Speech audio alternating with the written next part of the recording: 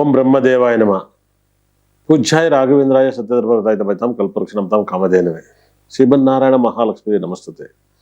ಅರುಗಿ ಕ್ಷಣದೆ ಗುರುಗು ಕ್ಷಣದೆ ವಾಗ್ದೇವಿ ಸರಸ್ವತಿ ಕೂಡ ಕ್ಷಣದೆ. ನಂಬರ್ ಅಂದ್ರೆ ನಾನು ಅಂದ್ರೆ ನಂಬರ್ ಹೇಳ್ತೀನಿ ಅಂತ ಆಗುತ್ತೆ ಅಂತ ಹೇಳ್ತೀನಿ. ಅಭಿಮಾನಿಗಳಿಗೆ ಗೊತ್ತು.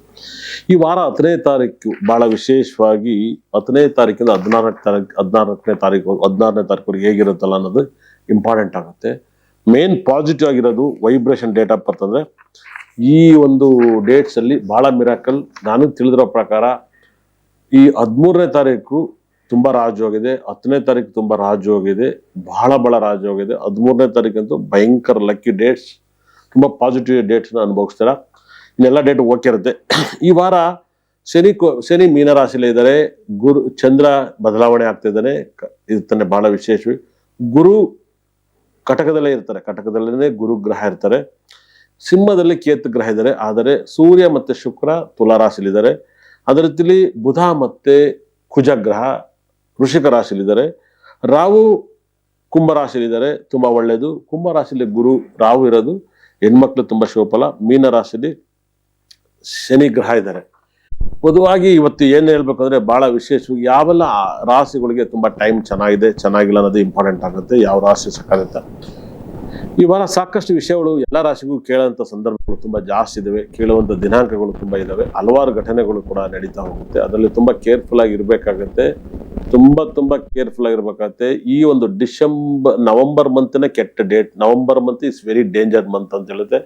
ನವೆಂಬರ್ ಮಂತ್ ಒಂದಲ್ಲ ಒಂದು ಸಮಸ್ಯೆಗಳನ್ನ ಅನುಭವಿಸ್ಬೇಕಾಗತ್ತೆ. ಕೆಟ್ಟದೇ ಜಾಸ್ತಿ ನಡೀತಿದೆ, ಒಳ್ಳೇದು ನಡೆಯೋದು ಬಹಳ ಕಮ್ಮಿ ಇರುತ್ತೆ. ನವೆಂಬರ್ ಮಂತ್ ಅಲ್ಲಿ ಜರ್ನಿ ಮಾಡ್ಬೇಕಾದ್ರೆ ತುಂಬಾ ಕೇರ್ಫುಲ್ ಆಗಿ ಹ್ಯಾಂಡಲ್ ಮಾಡ್ಕೊಳ್ಳಿ. ಅದೇ ತರ ಈ ವರ್ಷ ಬಹಳ ವಿಶೇಷವಾಗಿ ಇನ್ನೇನು ಮುಗಿತಾ ಬಂದಿತ್ತು ನವೆಂಬರ್ ಮಂತ್ ಅಲ್ಲಿ. ಅದರಲ್ಲೂ ಕೂಡ ಶುಕ್ರ ಗುರು ರಾಹು ಕೇತು ಶನಿ ಗ್ರಹಗಳು ಏನೆಲ್ಲ ಮಾಡ್ತವೆ, ಯಾವೆಲ್ಲ ರಾಶಿ ಮೇಲೆ ಪರಿಣಾಮ ಬೀಳ್ತವೆ ಅನ್ನೋದೇ ಇಂಪಾರ್ಟೆಂಟ್ ಆಗುತ್ತೆ. ಈ ಪರಿಣಾಮದ ಫಲವನ್ನ ನಾವು ಕಾದ್ ನೋಡೋಣ. ಯಾಕಂದ್ರೆ ಈ ಶುಕ್ರನುವೇ ಸೂರ್ಯ ಗ್ರಹಣ ಇರೋದ್ರಿಂದ ಏನೆಲ್ಲ ಫಲವನ್ನ ಕೊಡ್ತಾನೆ ಅನ್ನೋದು, ಯಾವ ರಾಶಿಗೆ ಯೋಗವನ್ನ ಕೊಡ್ತಾನೆ, ಯಾವ ರಾಶಿಗೆ ಯೋಗ ಕೊಡಲ್ಲ ಅನ್ನೋದು ಇಂಪಾರ್ಟೆಂಟ್ ಆಗುತ್ತೆ. ಕೇತು ಸಿಂಹ ರಾಶಿನ ಕೆಡಿಸ್ತಾ ಇದ್ದಾನ, ರಾಹು ಕುಂಭ ರಾಶಿ ಯೋಗ ಕೊಡ್ತಾ ಇದ್ದಾನ, ಬುಧ ಮತ್ತೆ ಕುಜ ಗ್ರಹ ವೃಶ್ಚಿಕ ರಾಶಿಗೆ ಯೋಗವನ್ನ ಕೊಡ್ತಾ, ಗುರುಗ್ರಹ ಹುಚ್ಚನಾಗಿ ಯಾವೆಲ್ಲ ರಾಶಿಗೆ ಫಲವನ್ನು ಕೊಡ್ತಾನೆ ಕಾದ್ ನೋಡೋಣ. ಮೀನ ರಾಶಿಯವರಿಗೆ ಗುರುಗ್ರಹ ನಿಮ್ಮ ರಾಶಿಯಿಂದ ಕರೆಕ್ಟ್ ಆಗಿ 5ನೇ ಭಾವದಲ್ಲಿ ಹುಚ್ಚನಾಗಿದ್ದಾನೆ. ಕಟಕ ರಾಶಿಯಲ್ಲಿ 5ನೇ ಭಾವದಿಂದ ನಿಮ್ಗೆ 11ನೇ ಭಾವವನ್ನ ನೋಡ್ತಿದ್ದಾನೆ. ವಿಪರೀತ ಪಾಸಿಟಿವ್ ನ ಕೊಡ್ತಾ ಇದ್ದಾನೆ. ನಿಮ್ ಲೈಫಲ್ಲಿ ಬಹಳ ಯೋಗವನ್ನ ದುಃಖವನ್ನ ಭಯಂಕರವಾಗಿ ಕೊಟ್ಟಿದ್ದ, ತಡ್ಕನಕ್ ಆಗ್ತಾ ಇರಲ್ಲ ಅಂತ ಒಂದು ತಡ್ಕನಕ್ ಆಗಿರೋ ಕಷ್ಟಗಳು ಬಂದಿದ್ದು. ಆದರೆ ಗುರು ದೃಷ್ಟಿಯಿಂದ ನೀವು ತೇಜಸ್ಕತೆ ಇದ್ರ, ಇಂಪ್ರೂವ್ಮೆಂಟ್ ಆಗಿದ್ರ.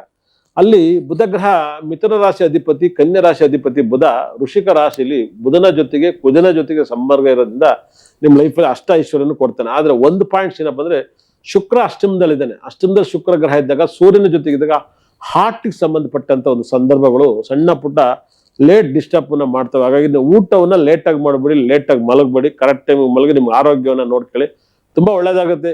ಈ ಪ್ರಪಂಚದಲ್ಲಿ ದೇವ್ರು ಎಲ್ಲಾ ಕೊಟ್ಟಾನೆ. ಹೆಂಡತಿ, ಮಕ್ಕಳು, ಆಸ್ತಿ, ಅಂತಸ್ತು, ಚಂದ್ರ, ನೀರು, ಕುಡಿಯೋದು, ಟಿವಿ ನೋಡೋದು ಎಲ್ಲ ಕೊಟ್ಟಾನೆ. ಬೇಗ ಸತ್ತೋಗ್ಬೇಡಿ, ಬೇಗ ತಪ್ಪು ಮಾಡಿ ಅಂತ ಹಾಳಾಗೋಗ್ಬೇಡಿ. ಈ ಪ್ರಪಂಚದಲ್ಲಿ ತಪ್ಪು ಮಾಡೋದಕ್ಕೆ ತುಂಬಾ ತಲೆನೋವಿದಾವೆ.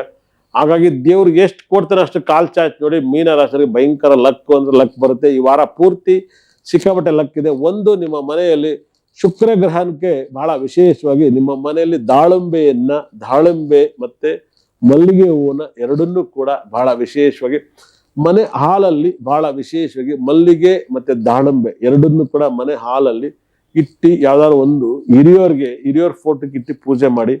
ತುಂಬಾ ಪಾಸಿಟಿವ್. ಅದರಲ್ಲಿ ಬಾಳೆಹಣ್ಣು ಇಟ್ಬಿಟ್ರೆ ಇನ್ನೂ ಪಾಸಿಟಿವ್ ಬರುತ್ತೆ. ನಿಮ್ಮ ಈ ವಾರದಲ್ಲಿ ಹಿರಿಯರಿಗೆ ಮಲ್ಲಿಗೆ ಹೂವು ಬಹಳ ವಿಶೇಷವಾಗಿ ದಾಳಿಂಬೆ, ಬಾಳೆಹಣ್ಣು, ತೆಂಗಿನಕಾಯಿ ಹೊಡೆದು ನಿಮ್ಮ ಹಿರಿಯರ ಫೋಟೋಕ್ಕೆ ಪೂಜೆ ಮಾಡಿ. ನಿಮ್ಮ ತಂದೆ, ತಾಯಿ, ಅಜ್ಜಿ ಯಾರು ಹೋಗಿದ್ದವ್ರಿಗೆ ಇಟ್ಟು ಪೂಜೆ ಮಾಡಿದ್ರೆ ಸಾಕು. ಮೊದಲನೇ ವಾರ ದಿವಸದಲ್ಲಿ ಈ ವಾರ ಪೂರ್ತಿ ನೀವು ತುಂಬಾ ಹ್ಯಾಪಿ ಆಗಿರ್ತೀರ. ಅವರಿಂದ ಎಲ್ಲ ನಿಮ್ಗೆ ಒಳ್ಳೇದಾಗುತ್ತೆ. ಮೀನರಾಶಿ ಗುರು ದೃಷ್ಟಿ ಬಿದ್ದೋದ್ರಿಂದ ನಿಮಗೆ ದುಡ್ಡು ಕಾಸು ಬರೋದು ಎಲ್ಲ ನೀಟಾಗಿ ಬರುತ್ತೆ. ಶುಕ್ರ ಅಷ್ಟಮದಲ್ಲಿದ್ರು ಕೂಡ ಇವನ್ ಕೊಡ್ತಾನೆ, ನೀವು ಅವನ್ನ ಯೂಸ್ ಮಾಡಿ. ಬುಧ ಗ್ರಹ ತುಂಬಾ ಪವರ್ಫುಲ್ ಆಗಿದ್ದಾನೆ, ಕುಜ ಪವರ್ಫುಲ್ ಇದೆ. ಯಾವ್ದಾದ್ರು ಬ್ಯಾಂಕ್ ಕೆಲಸ, ಶೇರ್ ಮಾರ್ಕೆಟ್, ರಿಯಲ್ ಎಸ್ಟೇಟ್ ಅಲ್ಲಿ ತುಂಬಾ ಹಣವನ್ನ ಗಳಿಸ್ಬೋದು, ತುಂಬಾ ಹ್ಯಾಪಿ ಆಗಿರ್ಬೋದು. ಯಾಕಂದ್ರೆ ಮೀನ ರಾಶಿಗೆ ಅಂತಂತ ಫಲಗಳು ಯೋಗವನ್ನ ಕೊಡ್ತಿರೋಂಥ ಗ್ರಹಗಳೇನೆ ಸಿಕ್ಕಾಪಟ್ಟೆ ತಾಂಡವಾಡ್ತಾನೆ. ಗುರು ದೃಷ್ಟಿ ಗುರುಗ್ ಬಿದ್ದಾಗ ತುಂಬಾ ಪಾಸಿಟಿವ್ ಇರುತ್ತೆ. ಶನಿ ನಿಮ್ ರಾಶಿ ಇದ್ದಾನೆ, ಲೇಟ್ ಆದ್ರೂ ಕೂಡ ಲೇಟೆಸ್ಟ್ ಆಗಿ ಒಳ್ಳೇದಾಗುತ್ತೆ. ಮೀನ ರಾಶಿ ಒಳ್ಳೇದಾಗಲಿ. ನಮಸ್ಕಾರ. ಓಂ ಬ್ರಹ್ಮದೇವಾಯ ನಮಃ. ಪೂಜ್ಯಾಯ ರಾಘವೇಂದ್ರಾಯ ಸತ್ಯಧರ್ಮರತಾಯಿತಂ ಕಲ್ಪವೃಕ್ಷಣಂ ತಾಂ ಕಾಮಧೇನವೇ. ಶ್ರೀಮನ್ನಾರಾಯಣ ಮಹಾಲಕ್ಷ್ಮಿ ನಮಸ್ತತೆ. ಹರಿಗೂ ಕ್ಷಣದ ಗುರುಗೂ ಕ್ಷಣದ ವಾಗ್ದೇವಿ ಸರಸ್ವತಿ ಕೂಡ ಕ್ಷಣದ. ನಂಬರ್ ಅಂದ್ರೆ ನಾನು ಅಂದ್ರೆ ನಂಬರ್ ಹೇಳ್ತೀನಿ ಅಂತ ಆಗುತ್ತೆ ಅಂತ ಹೇಳ್ತೀನಿ. ಅಭಿಮಾನಿಗಳಿಗೆ ಗೊತ್ತು. ಈ ವಾರ 10ನೇ ತಾರೀಕು ಬಹಳ ವಿಶೇಷವಾಗಿ 10ನೇ ತಾರೀಕಿಂದ 16ನೇ ತಾರೀಕು ಹೇಗಿರುತ್ತಲ್ಲ ಅನ್ನೋದು ಇಂಪಾರ್ಟೆಂಟ್ ಆಗುತ್ತೆ. ಮೇನ್ ಪಾಸಿಟಿವ್ ಆಗಿರೋದು ವೈಬ್ರೇಷನ್ ಡೇಟ್ ಆಫ್ ಬರ್ತ್. ಅಂದ್ರೆ ಈ ಒಂದು ಡೇಟ್ಸ್ ಅಲ್ಲಿ ಬಹಳ ಮಿರಾಕಲ್. ನಾನು ತಿಳಿದಿರೋ ಪ್ರಕಾರ ಈ 13ನೇ ತಾರೀಕು ತುಂಬಾ ರಾಜಯೋಗಿದೆ, 10ನೇ ತಾರೀಕು ತುಂಬಾ ರಾಜಯೋಗಿದೆ, ಬಹಳ ರಾಜಯೋಗಿದೆ. 13ನೇ ತಾರೀಕಂತೂ ಭಯಂಕರ ಲಕ್ಕಿ ಡೇಟ್ಸ್, ತುಂಬಾ ಪಾಸಿಟಿವ್ ಡೇಟ್ಸ್ ನ ಅನುಭವಿಸ್ತಾರ. ಇನ್ನೆಲ್ಲ ಡೇಟ್ ಓಕೆ ಇರುತ್ತೆ. ಈ ವಾರ ಶನಿ ಮೀನರಾಶಿಲೇ ಇದ್ದಾರೆ. ಚಂದ್ರ ಬದಲಾವಣೆ ಆಗ್ತಾ ಇದ್ದಾನೆ, ಇರ್ತಾನೆ. ಬಹಳ ವಿಶೇಷವಾಗಿ ಗುರು ಕಟಕದಲ್ಲೇ ಇರ್ತಾರೆ, ಕಟಕದಲ್ಲೇ ಗುರು ಗ್ರಹ ಇರ್ತಾರೆ. ಸಿಂಹದಲ್ಲಿ ಕೇತು ಗ್ರಹ ಇದ್ದಾರೆ. ಆದರೆ ಸೂರ್ಯ ಮತ್ತೆ ಶುಕ್ರ ತುಲಾ ರಾಶಿಲಿದ್ದಾರೆ. ಅದೇ ರೀತಿಲಿ ಬುಧ ಮತ್ತೆ ಕುಜ ಗ್ರಹ ವೃಷಿಕ ರಾಶಿಲಿದ್ದಾರೆ.